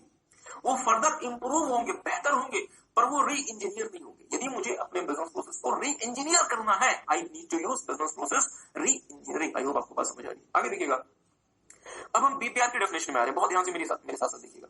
BPR is the fundamental rethinking and radical redesign of process to achieve dramatic improvement. तो सर जी ये जो डेफिनेशन है ये बहुत महत्वपूर्ण है और मैं चाहता हूं आप वर्ड टू वर्ड इस वाले डेफिनेशन को याद रखेंगे। बीपीआर में डियर 3 बातें होती है। क्या क्या? पहला होता है डियर फंडामेंटल रीथिंकिंग, दूसरा होता है रेडिकल रीडिजाइन और तीसरा होता है ड्रामेटिक इंप्रूवमेंट। फंडामेंटल रीथिंकिंग, अब मेरी बात पर डियर थोड़ा सा ध्यान दीजिएगा। यदि मान लीजिए बीपीआर कोई डॉक्टर है, मैं उस डॉक्टर के पास पहुंचा तो क्या बीपीआर को ये बात समझ नहीं आई इंक्रीमेंटल स्टेप लेना, बट यदि इंक्रीमेंटल से काम नहीं चल रहा तो फिर आपको भी करना चाहिए? नहीं सर जी। सिक्स सिग्मा और टीपीएम ने क्या किया था? आप भी मेरे एग्जिस्टिंग प्रोसेस को इंप्रोवाइज करने का काम करे? नहीं। तो अगर ये सेम काम यदि बीपीआर करेगा तो क्या उस मत करो। हो सकता है कि आपको उन स्टेप्स को पूरी तरीके से री इंजीनियर करना पड़े। बहुत ध्यान से मेरी बात को सुनिए। जैसे फॉर एग्जाम्पल हमने आपको जो मतलब स्टेप दिखाए थे, हमने आपको कहा था सर जी चीटी कर दे और बोले कि सर जी ये स्टेप हमें ऐसा परफॉर्म नहीं करना चाहिए, इस स्टेप को दूसरे स्टेप में मर्ज कर दो ताकि हमारा प्रोसेस ज्यादा एफिशिएंट हो सके। आई होप आपको बात समझ आ रही है। मींस बीपीआर क्या चाहता है? फंडामेंटल थिंकिंग, अपने सोचने का तरीका बदलें और हर उस प्रोसेस को एलिमिनेट भी कर दें या हर उस स्टेप को एलिमिनेट कर दें जो कि कस्टमर के लिए कोई भी वैल्यू क्रिएट नहीं करते। मींस अननेसेसरली कुछ भी परफॉर्म ना करें, और कुछ भी करना है तो किसको अपने पॉइंट ऑफ व्यू में रख के करे? कस्टमर्स को अपने पॉइंट ऑफ व्यू में रख के करे। ठीक बात है। एंड रेडिकल रीडिजाइन, मुझे एक बात सोच के बताएंगे, बीपीआर छोटा मोटा चेंज करे आपके डिजाइन में या उसे बहुत ज्यादा चेंज करे? Radical redesign. ठीक बात है। अब मुझे एक बात सोच के बताएंगे, यदि मैं फंडामेंटल रीथिंकिंग के साथ किसी भी चीज को रेडिकली रीडिजाइन करता हूं तो दो ही चीजें पॉसिबल है। क्या क्या सर जी? या तो ड्रामेटिक इंप्रूवमेंट पॉसिबल है या तो कंप्लीट फेलियर पॉसिबल है। बहुत ध्यान से मेरी बात को सुनिएगा। यदि मैं किसी चीज में बहुत मेजर परिवर्तन कर देता हूं तो दो ही चीजें पॉसिबल है। क्या क्या? या तो sir ji complete success means dramatic improvement या फिर complete failure. But being a chartered accountant हम कहां जाना चाहते हैं? ड्रामेटिक इंप्रूवमेंट की तरफ। हम अपनी कंपनी को कहां लेके जाना चाहते हैं? ड्रामेटिक इंप्रूवमेंट की तरफ। ठीक बात है। इसलिए हमें क्या चाहिए? Dramatic improvement. तो मेरे साथ साथ देख लें, बीपीआर में तीन शब्द बहुत महत्वपूर्ण है। क्या क्या? एक है डियर फंडामेंटल रीथिंकिंग, दूसरा है रेडिकल रीडिजाइन और तीसरा है ड्रामेटिक इंप्रूवमेंट। तो बीपीआर मेरा क्या बन गया? BPR is the fundamental rethinking and radical redesign of process to achieve dramatic improvement. सिर्फ आपको इतना याद। आगे देखिएगा, किन किन बिजनेस प्रोसेसेस को हमें रीडिजाइन करना पड़ सकता है? मेरी बात पर थोड़ा सा ध्यान दीजिए। किन किन बिजनेस प्रोसेसेस को हमें रीडिजाइन करना पड़ सकता है? इंस्टीट्यूट कहता है कि हमें अपने उन बिजनेस प्रोसेसेस को रीडिजाइन करना पड़ सकता है और जिनको हम तीन कैटेगरीज में डिवाइड कर सकते हैं। पहला, ऐसे प्रोसेस जो कि मेरे प्रोडक्ट के डेवलपमेंट और प्रोडक्ट की डिलीवरी से डील करते हैं। मींस ऐसे प्रोसेस जिनके थ्रू मैं अपने प्रोडक्ट या सर्विसेज को डेवलप करता हूं और अपने मार्केट में अपने कस्टमर को डिलीवर करता हूं। मुझे उन प्रोसेसेस को रीडिजाइन करना पड़ सकता है ताकि मैं बेहतर तरीके से अपने प्रोडक्ट या सर्विस को क्या कर सकूं? डेवलप कर सकूं और उसे मैं मार्केट में डिलीवर कर सकूं। और इसमें क्या क्या चीजें आएंगी? इसमें आ जाएगा रिसर्च, इसमें आ जाएगा design, engineering, manufacturing, logistics, supply chain sector. Sir ji बात सुनिए, बहुत ध्यान से मेरी बात को सुनिएगा, मेरी बात पर ध्यान दीजिएगा। Maruti Suzuki India Limited, Maruti Suzuki India Limited जिसकी पेरेंट कंपनी है Suzuki Japan. Okay, Suzuki dear दुनिया में कहीं नहीं सक्सेसफुल। मतलब सुजुकी के साथ हालात ऐसे हैं, मैं आपको क्या बताऊं। सुजुकी अपने देश जापान में पिट गई, जो उसका अपना देश है जापान, वहां सुजुकी पिट गई और भारत में सुजुकी नंबर 1 कंपनी है, जो कि भारत में हर एक विदेशी कंपनी की बैट हो जा रही है। आश्चर्य की बात हो सकता है, बहुत सारे बच्चों को तो आश्चर्य लगे। और जो एमबीएस और जो मतलब ये जो मतलब स्कूल्स होते हैं आपके, मतलब एमबीएस वाले जो स्कूल्स होते हैं, बिजनेस स्कूल्स, वहां पे इसे केस स्टडी की तरह से पढ़ाया जाता है कि सुजुकी भारत में इतनी सफल क्यों है। सुजुकी अपने देश जापान में डियर पिट गई और जापान की नंबर 1 कंपनी टोयोटा और दुनिया की एक नंबर 1 कंपनी टोयोटा, सुजुकी ने टोयोटा को भारत में बुरी तरीके से पीट दिया।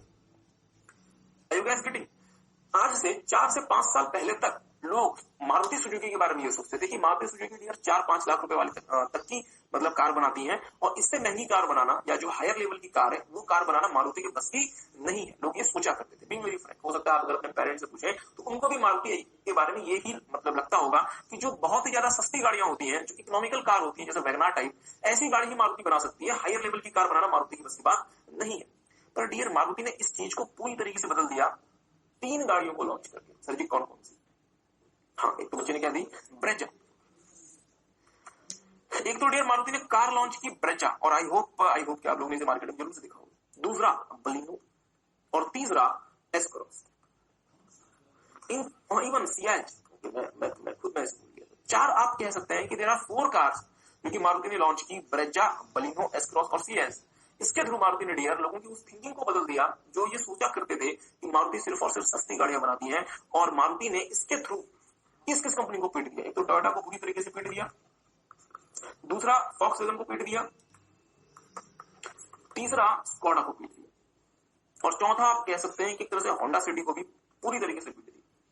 तो मेरी बात पर ध्यान दीजिएगा, तो ये कैसे पॉसिबल हुआ? क्योंकि मारुति ने अपने उन प्रोसेसेस को री इंजीनियर किया जो कि प्रोडक्ट या सर्विस के डेवलपमेंट और उसकी डिलीवरी से डील करते हैं। क्या मेरी बात आप समझ पाए? मारुति ने अपनी रिसर्च टीम को बेहतर बनाया, डिजाइन टीम को बेहतर बनाया, कार की इंजीनियरिंग को और इंप्रूव किया, कार की मैन्युफैक्चरिंग बेहतर बनाई, अपने लॉजिस्टिक्स, अपने सप्लाई चेन पे ध्यान दिया। तो आई होप आपको बात समझ आ रही है किन किन प्रोसेसेस की हमें री इंजीनियरिंग करनी पड़ सकती है।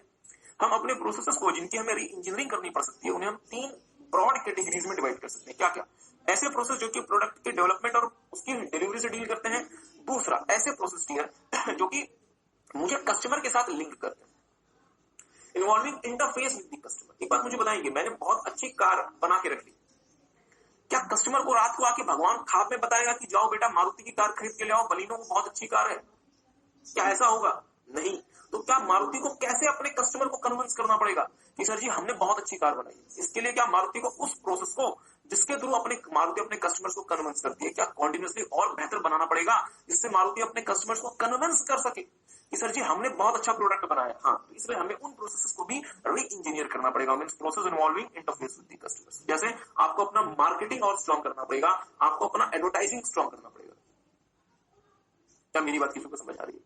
तो कोई छोटा सा एग्जांपल दें सर जी, दे दो ना, देर किस बात की? ओके, ध्यान दीजिएगा, जब भी मारुति कोई नई प्रोडक्ट या कोई मतलब नई कार लेकर आती है, आपको पता है डियर, आज के समय हमारे देश में यूट्यूब बहुत फेमस है और लोग ना यूट्यूब में उतना समय पास किया है। जिगविल मोटर ऑफ टेम्पो, मारुति को पता है हमने ना सियाज लॉन्च, मुझे हर किसी को क्या करें उसका इतनी खातिरदारी मिल 50% से ज्यादा, बदलते हालात के हिसाब से एक्सेट्रा। और तीसरा, आपको अपने मैनेजमेंट एक्टिविटीज को भी इंजीनियर करना पड़ सकता है, मतलब जिसके थ्रू आप प्रॉपर स्ट्रेटेजी बना सकते हैं, प्लानिंग कर सकते हैं, ह्यूमन रिसोर्स का काम कर सकते हैं एक्सेट्रा। तो मेरी बात पे ध्यान दीजिएगा, किन किन प्रोसेसेस को हमें री इंजीनियर करना पड़ सकता है। इंशॉर्ट कहता है कि भाई जिन प्रोसेसेस को आपको री इंजीनियर करना पड़ सकता है उनको हम 3 हिस्सों में डिवाइड कर सकते हैं। कौन कौन से? ऐसे प्रोसेस जो कि मेरे प्रोडक्ट के डेवलपमेंट और उसकी डिलीवरी से डील करते हैं, जैसे for example research, okay, R&D, अपने प्रोडक्ट की इंजीनियरिंग, उसका मतलब ये उसकी मैन्युफैक्चरिंग एक्सेट्रा। दूसरा, ऐसे प्रोसेस जो कि मुझे कस्टमर से इंटरफेस प्रोवाइड करते हैं, means involving interface with the customer, जैसे मार्केटिंग, एडवर्टाइजिंग एक्सेट्रा। और तीसरा, ऐसे प्रोसेस जो कि मैनेजमेंट एक्टिविटीज से डील करते हैं, जैसे human resource, budgeting, planning etcetera. ठीक बात है। सो आई होप आपको बात समझ, टेक सम टाइम, एक बार से पढ़ लें, जल्दी से एक बार से पढ़ लें। ओके, ध्यान दीजिएगा। ओके, इसके बाद हम आगे आपके साथ मूव कर रहे हैं। Implementing BPR in organization, steps involved in BPR. Means अगर आपको बीपीआर करना है तो बीपीआर कैसे करना है? क्या एडहॉक बेसिस पे बीपीआर हो जाएगा? नहीं सर जी, बीपीआर के लिए हमारे पास स्टेप्स हैं, उन स्टेप्स को आपको फॉलो करना पड़ेगा। सबसे पहला स्टेप है डिटरमाइन ऑब्जेक्टिव ऑफ बीपीआर। ये बात पर बहुत ज्यादा ध्यान दीजिएगा, मुझे सिर्फ इस वजह से बीपीआर नहीं कर लेना चाहिए कि मेरे पड़ोसी ने बीपीआर कर लिया, क्या पता उसका बिजनेस उस हद तक चला गया हो कि बीपीआर के बिना उसका गुजारा नहीं था, बट मेरी कंपनी में सिक्स सिग्मा अच्छा काम कर रहा है, मेरी कंपनी में पॉजिटिव रिजल्ट है, तो मैं अननेसेसरली अपनी कंपनी में बीपीआर क्यों करूं? क्या मेरी बात की जगह समझिए? तो अगर आपको बीपीआर की तरफ जाना है, चूंकि बीपीआर एक बहुत मेजर चेंज इन्वॉल्व करता है, जिससे बहुत ज्यादा की कंपनी में आपके इंप्लॉइज द्वारा रेजिस्टेंस आई, तो पता चला कि आपने अननेसेसरली अपने इंप्लॉइज को नाराज कर दिया, पूरी की पूरी कंपनी की फंक्शनिंग खराब कर दी, और उससे आपको अचीव भी कुछ नहीं हुआ, क्योंकि आपको पता ही नहीं था कि आप बीपीआर करना क्यों चाहते थे। आपके पड़ोसी ने बीपीआर कर लिया, आपने कहा कि सर जी पड़ोसी बीपीआर कैसे कर सकता है, हम भी बीपीआर करेंगे, उनके चक्कर में आपने बीपीआर कर लिया। तो कृपया ऐसा नहीं। सबसे पहला क्या है? Determining objective of BPR. Entity must be clear about what it wants to achieve through BPR. Sir ji आपको 100% क्लियर होना पड़ेगा, यदि मैं बीपीआर कर रहा हूं तो उस बीपीआर को करने के पीछे मेरा उद्देश्य क्या है, मेरा ऑब्जेक्टिव क्या है। ठीक बात है। दूसरा, identify customers in their needs. मुझे एक बात सोचिए, बताएंगे किसी भी कंपनी का अल्टीमेट ऑब्जेक्टिव क्या है? अपने कस्टमर्स को बेहतर सर्विस देना। एग्री करते हैं? अगर मैंने बीपीआर कर लिया पर इसका कस्टमर को कुछ एडवांटेज नहीं हो रहा, अगर इसका कस्टमर को किसी भी फॉर्म में एडवांटेज नहीं है, सर की जैसे फॉर एग्जांपल, मेरी बात पे ध्यान दीजिएगा, मैंने अपने रिसर्च टीम का बीपीआर कर दिया, मैंने अपने कंपनी के डिजाइन टीम का बीपीआर कर दिया, क्या कस्टमर को फायदा होगा? क्यों? क्योंकि वो ज्यादा बेहतर प्रोडक्ट डिजाइन कर सकते हैं, और ज्यादा बेहतर प्रोडक्ट यदि डिजाइन होता है तो मेरा कस्टमर एक ज्यादा अच्छा और बेहतर प्रोडक्ट खरीद के लेके जाएगा। आई होप आपको बात समझ आ रही है। मैंने अपनी कंपनी में इंजीनियरिंग टीम का बीपीआर कर दिया, तो इससे वो ज्यादा बेहतर इंजीनियर्ड गुड्स बना सकते हैं और मेरे कस्टमर को ज्यादा बेहतर गुड्स मिलेंगे। तो क्या कस्टमर को फायदा हो रहा है? हो रहा है। मैंने अपनी कंपनी में लेट से मार्केटिंग फंक्शन का बीपीआर कर दिया, तो मैं ज्यादा इफेक्टिव तरीके से मार्केटिंग कर सकता हूं, ज्यादा इफेक्टिव तरीके से कस्टमर को अपनी बात को समझा सकता हूं, तो अगेन कस्टमर को एक एडेड वैल्यू मिल रही है, उसका फायदा मुझे मिलेगा। पर सर जी कुछ ऐसा ना कर दें कि जिसका कस्टमर को कहीं से भी कोई भी एडवांटेज नहीं मिलने वाला। तो आपको ध्यान रखना पड़ेगा कि बीपीआर करें तो उन्हीं चीजों का बीपीआर करें, या बीपीआर से आपके कस्टमर को थोड़ा बहुत ही, कम से कम कुछ तो एडवांटेज होना चाहिए। पता चला कि कस्टमर को उस बीपीआर का कोई एडवांटेज नहीं हुआ, और फिर उस बीपीआर का अल्टीमेट फिर फायदा क्या होगा? मेरे साथ साथ देखिएगा, सबसे पहला काम क्या है डियर, सबसे पहला आपको देखना है determining objectives of BPR, entity should be very clear about what it wants to achieve through BPR. दूसरा, identify customers and their needs, entity okay redesign process must provide added value to the customers, otherwise BPR का कोई फायदा नहीं है। Okay, तो dear मेरी बात पर ध्यान दीजिएगा, इन पहले दो स्टेप से हम इस बात को, इन पहले दो स्टेप से अब हमने बीपीआर करना यहां पहुंचे कि हाँ सर जी अब बीपीआर तो हमें करना ही करना है। बीपीआर के लिए हमने ऑब्जेक्टिव्स को भी आइडेंटिफाई कर लिया, और यदि हम बीपीआर करते हैं तो हमारे कस्टमर्स को भी बेहतर वैल्यू मिलेगी। ओके, अब सवाल आता है बीपीआर करने का। मुझे पता है बीपीआर किसका होना है, प्रोसेस का, तो मुझे क्या करना पड़ेगा, स्टडी करना पड़ेगा एग्जिस्टिंग प्रोसेस को, क्योंकि मुझे उसी प्रोसेस को क्या करना है, बेहतर बनाना है। जब मैं अपने एग्जिस्टिंग प्रोसेस को स्टडी कर लूंगा तो मुझे रीडिजाइन प्रोसेस प्लान को फॉर्मुलेट करना है, मींस कि मैं कैसे अपने रीडिजाइन को कर सकता हूं। और फाइनली जब मैंने रीडिजाइन प्रोसेस प्लान बना लिया तो मैं उसे क्या कर दूंगा, इंप्लीमेंट कर दूंगा, इंप्लीमेंट द रीडिजाइन। कितना आसान। हाँ, आपको इसी ऑर्डर में इसको याद रखना है, सेम ऑर्डर, क्योंकि स्टेप है डियर। तो मेरे साथ साथ देखेंगे इसको याद रखने का तरीका, क्योंकि डियर हर जगह कीवर्ड या हर जगह कहानी नहीं आती, कहीं कहीं पे आपको अपने रिटेंशन के लिए अपने दिमाग को भी यूज करना पड़ेगा। हमें बीपीआर करना है, क्या क्या स्टेप्स है। सबसे पहले हमें बीपीआर करना है या नहीं करना वो समझना पड़ेगा। इसके लिए हमें सबसे पहले क्या करना पड़ेगा, determine the objectives of BPR, means entity must be very clear about the objectives it wants to achieve through BPR. Let's say हमने अपना ऑब्जेक्टिव देख लिया, बट क्या हमें इस ऑब्जेक्टिव को कस्टमर के पॉइंट ऑफ व्यू से देखना पड़ेगा। हाँ, तो मुझे क्या करना पड़ेगा, identify customers and their needs, मतलब जो मैं रीडिजाइन करूंगा या जो मैं बीपीआर करूंगा इसका मेरे कस्टमर को एक एडेड एडवांटेज होना चाहिए। यदि मेरे कस्टमर को एक एडेड एडवांटेज नहीं होता उस बीपीआर को करने का कोई फायदा नहीं है, इससे अच्छा बीपीआर न करें। ओके, जैसे मैंने अपने कस्टमर्स को आइडेंटिफाई करके उनके नीड्स को समझ लिया, अब मैं कंफर्म हो गया कि मुझे बीपीआर करना है। तो सर बीपीआर किसका करना है, किसी प्रोसेस का, मींस एग्जिस्टिंग प्रोसेस का। तो उसे क्या करें, स्टडी करें, study the existing process. Designer should study the existing process properly, मतलब वो लोग जिनको बीपीआर करना है उन प्रोसेस को, अपने एग्जिस्टिंग प्रोसेस को सही तरीके से स्टडी करना पड़ेगा। ठीक बात है। उसे स्टडी कर लेने के बाद रीडिजाइन प्रोसेस प्लान को फॉर्मुलेट कर ले, means formulate redesign process plan.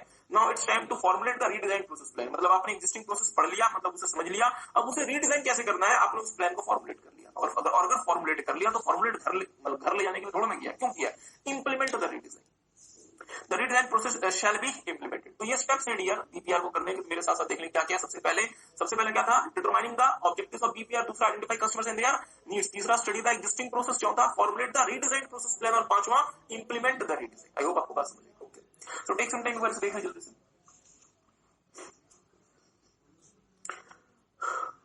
चलिए, अब मेरी बात पर डियर ध्यान दीजिएगा, जैसा कि आपने ओके, अब कुछ बच्चे ऐसे जिन्होंने आईटी जरा सा भी नहीं पढ़ा, तो डियर आईटी में आप देखेंगे कि आईटी ने काम करने के तरीके को पूरी तरीके से चेंज कर दिया। हम आईटी में आपके साथ मतलब डिटेल नहीं जा रहे, तो मुझे बात बताएंगे, यदि आईटी ने हमारे काम करने के तरीके को बदल दिया तो क्या आईटी हम बीपीआर में भी यूज कर सकते हैं? सर जी कर सकते हैं। यदि मैं आईटी का इस्तेमाल करके बीपीआर करूंगा तो वो बीपीआर मेरा ज्यादा मुझे एडवांटेज देगा। कैसे? क्योंकि आईटी क्या करता है डियर, कंप्रेशन ऑफ टाइम करता है, लगने वाला समय बीपीआर में घटा देते हैं। अब मैं कम समय में ज्यादा क्विकली बीपीआर कर सकता हूं। दूसरा, ओवरकमिंग ज्योग्राफिकल बैरियर। मान लीजिए कि मैं एक भारतीय कंपनी का बीपीआर कर रहा हूं जिसकी पेरेंट कंपनी अमेरिका में है, उनके सीईओ को इस बीपीआर के प्रोसेस को समझना है तो उनको भारत नहीं आना पड़ेगा, वो अमेरिका में अपने हेडक्वार्टर में बैठ के लाइव वीडियो कॉन्फ्रेंसिंग के थ्रू समझ सकते हैं कि हम बीपीआर में क्या करने वाले। मतलब जो ज्योग्राफिकल बैरियर है वो खत्म हो गया। टाइम बैरियर मतलब ओके, जो मतलब लगने वाला समय है वो आपका छोटा हो जाएगा। आपने अगर आईटी का इस्तेमाल करके बीपीआर किया तो इससे आपकी एफिशिएंसी बढ़ेगी, इफेक्टिवनेस बढ़ जाएगी और आप ज्यादा बेहतर तरीके से रिसर्च कर सकते हैं, इनोवेट कर सकते हैं। और मुझे एक बात बताएंगे, यदि मैं अपनी एफिशिएंसी बढ़ा लूं, इफेक्टिवनेस बढ़ा लूं, अगर मैं अपना रिसर्च और इनोवेशन कैपेबिलिटी बढ़ा लूं तो क्या मैं ज्यादा बेहतर प्रोडक्ट और सर्विस मार्केट में लेके नहीं आ सकता? हाँ सर जी, मतलब improved products and services. So take some time, एक बार role of IT in BPR भी समझना है।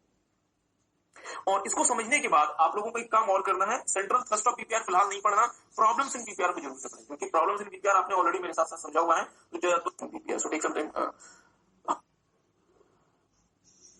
तो मुझे बताया role of IT in BPR किसने पढ़ा, क्या क्या? सर जी अगर हम आईटी का इस्तेमाल करते हैं तो लगने वाला समय कम हो जाता है, means compression of time, overcoming geographical barrier, increasing efficiency, increasing effectiveness, okay, improved research and innovation और finally improved products and services. तो मेरे साथ साथ देखिएगा, ओके, प्रॉब्लम इन बीपीआर आपने देखा होगा, तो देख ले मेरे साथ साथ। Re-engineering is a major and radical improvement in business process. Agree करते हैं?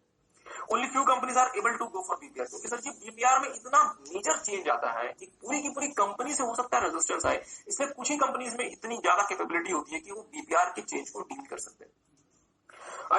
आगे देखिएगा, ये लाइन बहुत महत्वपूर्ण है। It disturbs established structure and causes serious resistance from all parts of the organisation. BPR क्या करता है, जो एस्टैब्लिश्ड स्ट्रक्चर है, मतलब जो आपके ऑलरेडी अपना ऑर्गेनाइजेशन स्ट्रक्चर बनाया हुआ है, मींस कौन सुपीरियर है, कौन सबऑर्डिनेट है, कौन मैनेजर है, कौन जूनियर है, वो पूरे स्ट्रक्चर को हो सकता है बीपीआर बदल दे, तभी तो परिवर्तन आएगा और परिवर्तन से तो इंप्रूवमेंट आएगा। तो यदि आप डियर अपने एस्टेब्लिश स्ट्रक्चर को बदलना चाहेंगे तो क्या होगा, तो पूरे ऑर्गेनाइजेशन से बहुत ज्यादा सीरियस रेजिस्टेंस आएगी, लोग इसका विरोध करेंगे। ठीक बात है। मेरी बात डियर मैं एक और आपसे छोटी सी बात एक पूछ लूं, चले इसको पहले पढ़ा देता हूं फिर पूछता हूं। Re-engineering takes time and expenditure and even there can be loss in revenue during the transition period. मतलब री-इंजीनियरिंग करने में आपको पैसा लगेगा, कॉस्ट लगेगा, टाइम लगेगा, और जिस समय में आप री-इंजीनियरिंग कर रहे हैं, मतलब जितना समय री-इंजीनियरिंग करने में लगेगा, जिसे हम ट्रांजिशन पीरियड कहते हैं, हो सकता है उस दौरान आपका जो सेल्स है वो भी आपका गिर जाए, या हो सकता है कि आप उस दौरान अपना बिजनेस ही कंटिन्यू मतलब न कर पाए, तो आपका जो रेवेन्यू का भी नुकसान हो सकता है। सेटिंग ऑफ टारगेट्स और बीपीआर कैन बी डिफिकल्ट। अब ध्यान दीजिएगा, बीपीआर के लिए सबसे पहला काम क्या था, सबसे पहले आपको क्या करना था, ऑब्जेक्टिव्स ऑफ बीपीआर। मतलब आपको सबसे पहला काम क्या करना पड़ता था बीपीआर में, कोई बोलने को तैयार नहीं। वीडियो वाले बच्चे तो बताएं बीपीआर के स्टेप्स में सबसे पहला स्टेप क्या था, डिटरमाइनिंग ऑब्जेक्टिव्स ऑफ बीपीआर। तो ऑब्जेक्टिव क्या होगा उसे डिटरमाइन करना डियर आसान नहीं है। मेरे लिए पढ़ा देना बहुत आसान है कि सर जी हमें ऑब्जेक्टिव को डिटरमाइन करना है, बट यदि मैं प्रैक्टिकल सिचुएशन में सोचूं कि किसी कंपनी को ऑब्जेक्टिव स्टैब्लिश करना है बीपीआर के लिए, ये इतना डियर आसान नहीं है। और अगर आप ऑब्जेक्टिव को स्टैब्लिश नहीं कर पाए, या अगर आपने गलत तरीके से ऑब्जेक्टिव स्टैब्लिश कर दिया, तो बीपीआर से आपको मिलने वाला जो फायदा डियर वो हो सकता है आपको बिल्कुल ही ना मिले, या बहुत कम फायदा मिले। मेरे साथ साथ देख ले, setting of targets for BPR can be difficult if targets are not properly set, transformation not properly carried out, engineering efforts may turn out as a complete failure। तो अगर आपने या तो सही प्रकार से ऑब्जेक्टिव्स को एस्टैब्लिश नहीं किया, या आपने सही प्रकार से री इंजीनियरिंग नहीं की, तो आपका जो पूरा का पूरा जो बीपीआर का जो टास्क है वो पूरा का पूरा बीपीआर का टास्क धरा रह जाएगा, टोटली फेल हो जाएगा। मींस आपको ऐसे कुछ भी एडवांटेज अचीव नहीं होगा। सही होगा, आप सब देख लिया। ओके हाँ, मेरा आपसे क्वेश्चन था जैसे कि डियर भारत देश में सरकार भी एक बहुत बड़ी प्लेयर है, और सरकार के भी बहुत सारे ऑर्गेनाइजेशन हैं, सरकार के भी बहुत सारे इंस्टीट्यूशंस हैं, और सरकार करना ज्यादा आसान है। सोच के बताएं, तो स्टॉक मार्केट में लिस्ट भी ना हो जो कि 100% सरकार द्वारा कंट्रोल्ड है, तो इन दोनों में से कौन सी कंपनी में आपको लगता है डियर बीपीआर करना ज्यादा आसान है? ज्यादा आसान है किसी सरकारी कंपनी में या किसी प्राइवेट कंपनी में बीपीआर? सरकारी कंपनी में बीपीआर करना क्या आपको ज्यादा आसान लगता है? सरकारी कंपनी में, भारत जैसे देश में डियर सरकारी कंपनी में जो कि 100% गवर्नमेंट कंपनी है, वहां पे बीपीआर करना ज्यादा आसान इसलिए नहीं है क्योंकि यहाँ पे पॉलिटिक्स इन्वॉल्व हो जाती है। अगर मान लीजिए फॉर एग्जाम्पल मान लीजिए जैसे कि हमारे देश में है, मान लीजिए कि है मतलब पहले मान लीजिए Bharat heavy being very frank, हमारे देश में जो मतलब कंपनी है dear Bharat heavy electricals limited, जिसका काम है हेवी इलेक्ट्रिकल वर्क्स को कंपनीज को करेंगे। मतलब सरकारी कंपनीज नॉर्मली मतलब जो बाकी वेज होते हैं उसके थ्रू अपने आपको बेहतर बनाती हैं। बीपीआर जनरली प्राइवेट सेक्टर की ही कंपनीज करती है। ठीक बात। ओके आगे देखिएगा, critical thrust of BPR, BPR versus other improvement method. मेरी बात पे ध्यान दीजिएगा डियर, मेरी बात पे थोड़ा सा ध्यान दीजिएगा। आपको जैसे कि आपने हमें बताया, जैसा कि आपने हमें बताया सर जी, क्या जैसा कि आपने हमें बताया डियर कि बीपीआर के अलावा भी तो तरीके होते हैं, क्या क्या, सिक्स सिग्मा और TQM. Sir ji BPR six sigma और टीक्यूएम से कैसे अलग है? तो तीन मेजर पॉइंट्स है। पहला, BPR works on radical thinking. ध्यान दीजिएगा, बीपीआर किसमें काम करता है? रेडिकल थिंकिंग में। बीपीआर मार्जिनल या फिर इंक्रीमेंटल की बात ही नहीं करता, ये सब कुछ कहां लेके जाता है? रेडिकल लेवल पे लेके जाता है। और आपका जो सिक्स सिग्मा और टीक्यूएम है वो मार्जिनल इंप्रूवमेंट की बात करता है। एक बात। दूसरा, BPR organises the potential of IT for efficient redesign of process.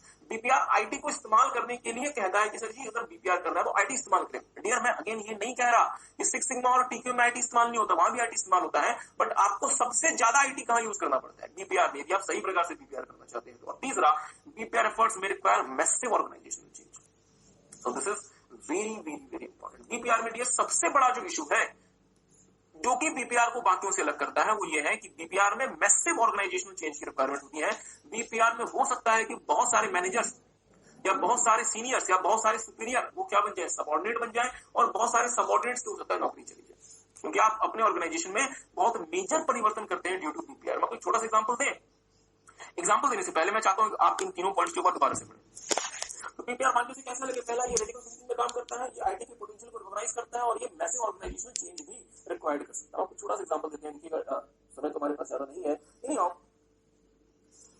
Nokia का मतलब नोकिया की जो मतलब नोकिया का जो ऑपरेटिंग सिस्टम का सिग्नेचर किसी को भी हमने थोड़ी देर पहले आपको कहानी सुनाई थी।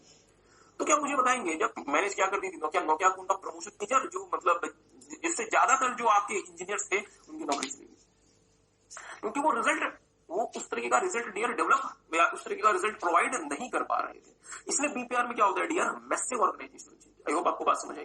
तो देखेंगे बीपीआर बाकियों से कैसे अलग है। पहला, ये रेडिकल थिंकिंग में काम करता है, ये आईटी के पोटेंशियल को रिकॉग्नाइज करता है, और तीसरा, ये मैसिव ऑर्गेनाइजेशनल चेंज काउंट करता है। ठीक बात है। तो आगे देखने एक छोटा सा एग्जांपल हमने जो कि मार्केट से उठाया हुआ है।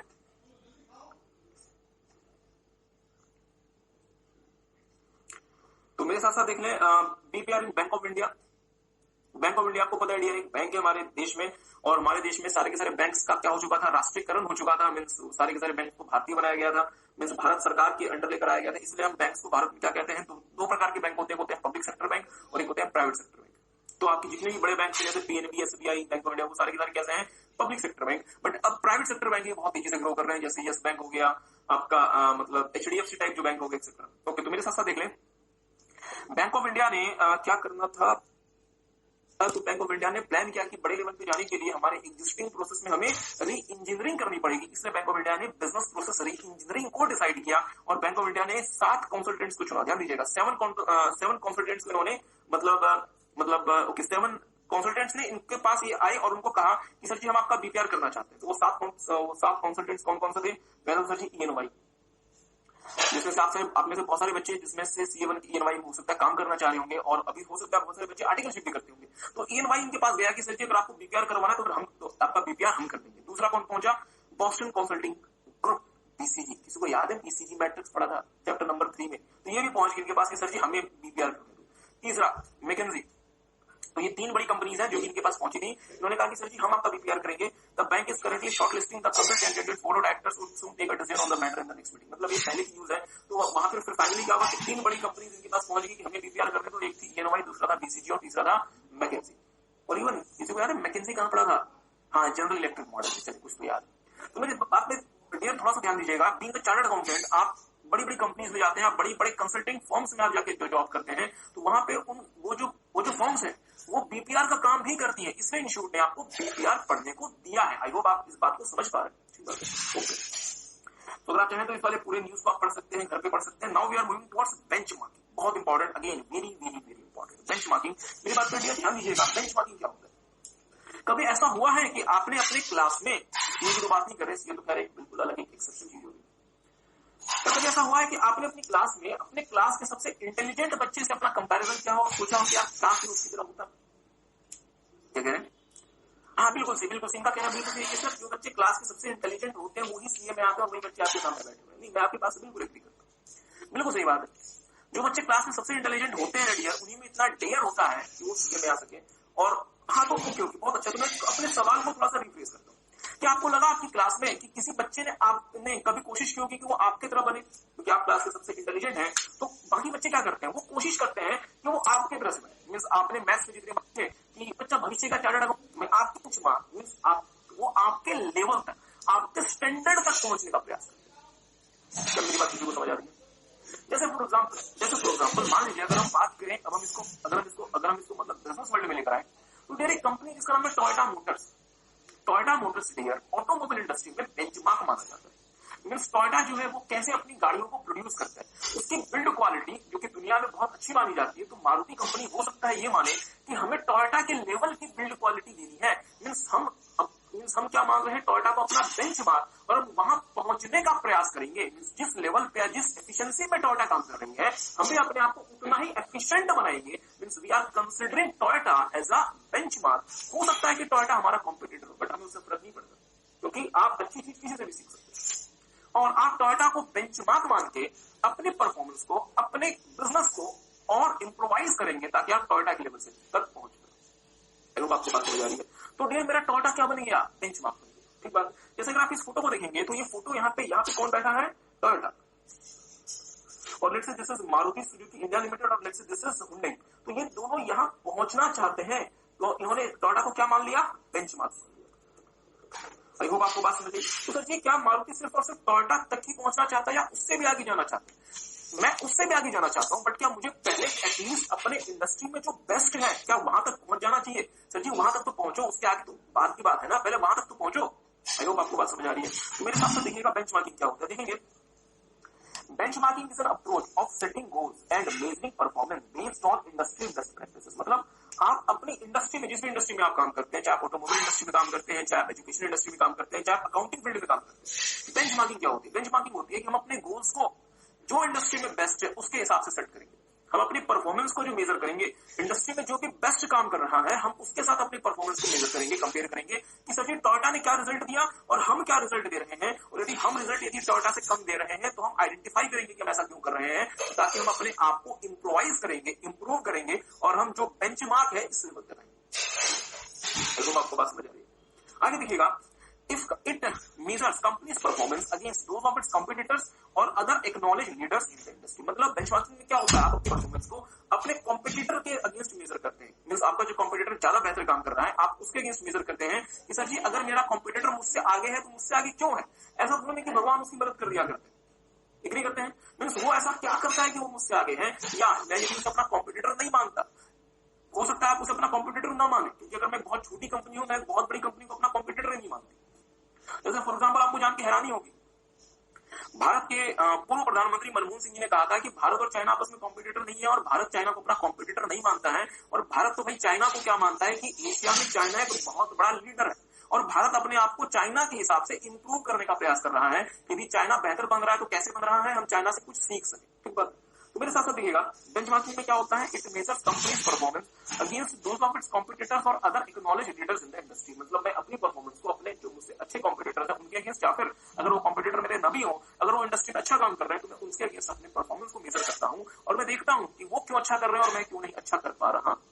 आगे देखिएगा, it is a process of continuous improvement in search of competitive advantage. Means benchmarking में आप क्या करते हैं, अपने आप को कॉन्टिन्यूसली इंप्रूव करते हैं ताकि आपको आपके कॉम्पिटिटर्स के मुकाबले कॉम्पिटिटिव एडवांटेज मिले। जैसे मेरी बात पर ध्यान दीजिएगा, यदि मैं मारुति सुजुकी इंडिया लिमिटेड हूं और मैं यदि टोयोटा के लेवल तक जाना चाहता हूं तो मैं अपने आप को बेहतर बनाऊंगा।